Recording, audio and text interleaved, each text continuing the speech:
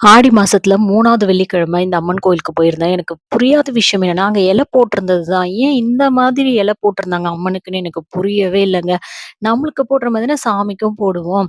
ஆனா இலையெல்லாம் வெர்டிகலா இந்த பக்கமா இருக்கிற மாதிரி போட்டிருந்தாங்க. நான் ரொம்பவே குழம்பி போயிட்டேன். அந்த இலை போட்டிருக்க ஸ்டைல பார்த்து அங்கேயே உட்காந்துட்டேன்னா பாருங்க, எதுக்காக இப்படி போட்டிருப்பாங்க யோசிச்சு யோசிச்சு பார்த்தேன். ஒருவேளை உங்களுக்கு தெரிஞ்சிருந்தா கண்டிப்பா கமெண்ட்ல சொல்லுங்க. இது பூந்தமல்லியில இருக்கக்கூடிய பனையத்தம்மன் கோவில் தான். ரொம்ப ரொம்ப விசேஷமான ஒரு கோவில்ங்க. எவ்ளோ கூட்டம் பாருங்களேன். இந்த மாசம் மட்டும் எல்லா வெள்ளிக்கிழமையிலயும் அம்மனுக்கு சிறப்பான அலங்காரம், அபிஷேகம் எல்லாமே நடக்குங்க. ரொம்ப அழகா இருக்கும். இந்த வருஷம் பார்த்தீங்கன்னா, அடுத்த வருஷம் வரைக்கும் உங்க கண்ணுக்குள்ளேயே இருக்கும். ஆடி மாசம் குறிப்பா எந்த நல்ல காரியமும் செய்ய மாட்டாங்க. ஆனா, ஆடிப்பெருக்குன்னு சொல்லுவோம்ல, அதாவது ஆடி 18 அந்த நாள்ல மட்டும் எல்லா நல்ல காரியங்களும் நம்ம செஞ்சுக்கலாம். அதனால ஆடி 18 வரப்போற ஆகஸ்ட் 3ஆம் தேதி தான். அந்த டேட்ட உங்க கேலண்டர்ல மார்க் பண்ணி வச்சுக்கோங்க. அந்த நாள்ல நீங்க எந்த நல்ல காரியம் வேணாலும் செய்யலாம். ஆடி மாசத்துல அந்த 18வது நாள மட்டும் ஏன் இவ்ளோ சிறப்பா நம்ம ஆடிப்பெருக்கா கொண்டாடுறோம்னு உங்களுக்கு தெரியுமா? ஆன்மீகத்துல 18 அப்படின்ற எண்ணிற்கு ரொம்ப ரொம்ப சிறப்பான நெறைய விஷயங்கள் இருக்கு. புராணங்கள் எடுத்துக்கோங்க 18, மகாபாரத பர்வங்கள் 18, பகவத்கீதையில் உள்ள பிரிவுகள் 18, பாரத போர் நடந்துச்சுல, மகாபாரத போர், அது நடைபெற்ற நாட்கள் 18 தான். சபரிமலையில் உள்ள படிக்கட்டுகள் உங்களுக்கே தெரியும். இப்படி இந்த 18ன்ற நம்பருக்கு ஏராளமான சிறப்புகள் இருக்குங்க. அந்த வகையில ஆடி மாதத்துல வரக்கூடிய இந்த 18வது நாள தான் நம்ம ஆடிப்பெருக்கு அப்படின்னு சொல்றோம். இந்த நாள்ல அப்படி என்னதான் பண்ணுவாங்க?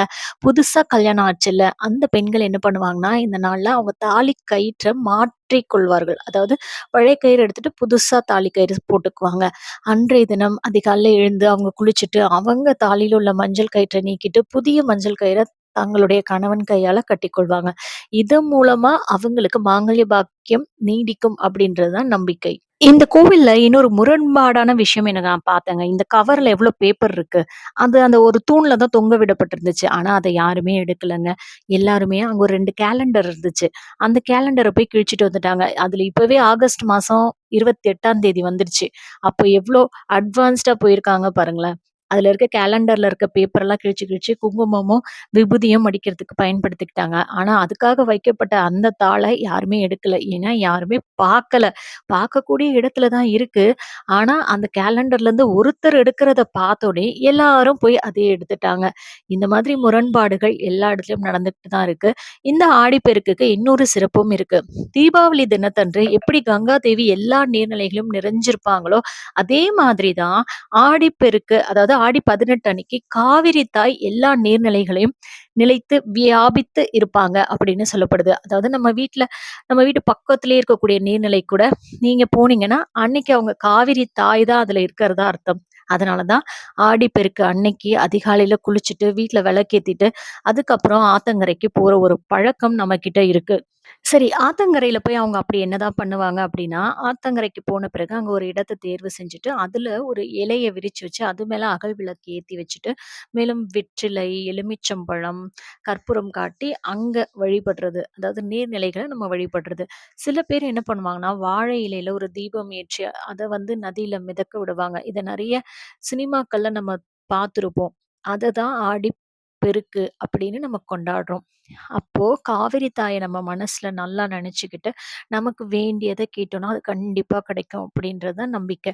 இத பார்ப்பதற்கே ரொம்ப கண்கொள்ளா காட்சியா இருக்குங்க. வீட்ல இருந்து கலவை சாதம் செய்து கொண்டு, அத அங்க கொண்டு போய் வச்சு சாப்பிடுவாங்க குடும்பத்தோட. இதுல முக்கியமான கலவை சாதம் எதுன்னா, தயிர் சாதம் தான். இந்த கோவில்ல அன்னதானம் ரொம்பவே சிறப்பானதுங்க. பூந்தமல்லி பனையத்தம்மன் கோவில்ல. அன்னதானம்னா என்ன பண்ணுவாங்க, யூசுவலா ஒரே ஒரு டைப் ஆஃப் சாப்பாடு தான் குடுப்பாங்க. அதாவது ஏதோ ஒரு சாதம். ஒரு சர்க்கரை பொங்கலா இருக்கலாம், புளி சாதமா இருக்கலாம். ஆனா இங்க பிரிஞ்சி, சுண்டல், சர்க்கரை பொங்கல், சாம்பார் சாதம் இப்படி 4, 5 வெரைட்டியா இந்த அளவுக்கு அன்னதானத்துக்கு முக்கியத்துவம் குடுக்கக்கூடிய ஒரு கோவில் அப்படின்னு சொல்லப்போனா, அது பனையத்தம்மன் பூந்தமல்லியில இருக்கக்கூடிய கோவில் தான். நெறைய பேரோட மனசு மட்டும் இல்லாம வயிறையும் குளிர வச்ச இந்த அம்மன நம்ம தொடர்ந்து வழிபடுறது மூலமா, நம்ம வாழ்க்கையில நமக்கு தேவையான அத்தனை செல்வங்களும், அன்பு, கருணை எல்லாத்தையும் அள்ளி அள்ளி கொடுக்கக்கூடிய ஒரு தெய்வமாகத்தான் பூந்தமல்லியில இந்த அம்மன் வாழ்ந்துட்டு இருக்காங்க. பஞ்சபூதங்கள்லயே ரொம்ப முக்கியமானதா கருதப்படுறது நீர் தான். ஆடி மாசம் வரதுக்கு முன்னாடி வரைக்கும் இந்த கோடையில எல்லா ஆறுகளும் ரொம்ப வறண்டு போய் இருக்கும். அப்ப ஆடி மாதம் துவங்கும் பொழுது என்ன ஆகுது? பருவமழை பெய்யும் காலமா அது இருக்குது. இதனால நீர்நிலைகள் நிரம்பி வழியுது. விவசாயத்திற்கும் அது உயிர் கொடுக்குது. இந்த காரணத்தால தான் அந்த தண்ணீல இருந்து தானே உலக உயிர்கள் எல்லாம் வாழ ஆரம்பிக்குது. அப்போ மற்ற நாட்கள்ல வறண்டு இருக்கும் ஆறுகள் ஆடி மாதத்துல, அதாவது ஆடிப்பெருக்கின் போது பொங்கி பெருகி வருது. அப்ப பெருகி வரதுனால, அந்த ஆடி 18 நம்ம என்ன சொல்றோம்? ஆடிப்பெருக்குன்னு சொல்றோம். எவ்ளோ அழகா பண்ணியிருக்காங்க பாருங்க. இவ்வாறு நீர்நிலைகள்லாம் வளம் பெற்று கொண்டாடும் நாள் தான் அப்ப ஆடிப்பெருக்கு. இப்ப புரியுதா? யாராவது ஆடிப்பெருக்குன்னு என்ன அப்படின்னு கேட்டா, கண்டிப்பா நீங்க தெரிஞ்சுக்கோங்க. இது நம்ம இந்துக்களோட பண்டிகை. இதை ஏன் கொண்டாடுறோம்? இந்த மாதத்துல ஆறுகள்ல வெள்ளம் பெருக்கெடுத்து வரக்கூடிய காலமா இது இருக்கிறதுனால ஆடிப்பெருக்கு அப்படின்னு நம்ம சொல்றோம். ஏன் 18ஆம் தேதி? அந்த நாள்ல தான் அது அதிகமா தண்ணீர் வந்து வரவு அதிகமாகுது. அதனால ஆடிப்பெருக்கு 18ஆம் தேதி கொண்டாடப்படுது. எந்த ஒரு விழாவா இருந்தாலும், தீபாவளி, பொங்கல் அப்படி எந்த ஒரு விழாவா இருந்தாலும், அது எப்படி கொண்டாடப்படுது?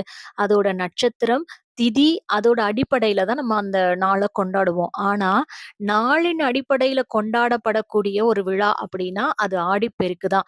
அதாவது நட்சத்திரமும், திதியும் நீங்க பார்க்க தேவையில்ல. 18 ஆடி 18 வந்துச்சுன்னா, அது ஆடிப்பெருக்கு தான் அப்படின்னு நம்ம ஆணித்தரமா கொண்டாட ஆரம்பிச்சிடலாம்.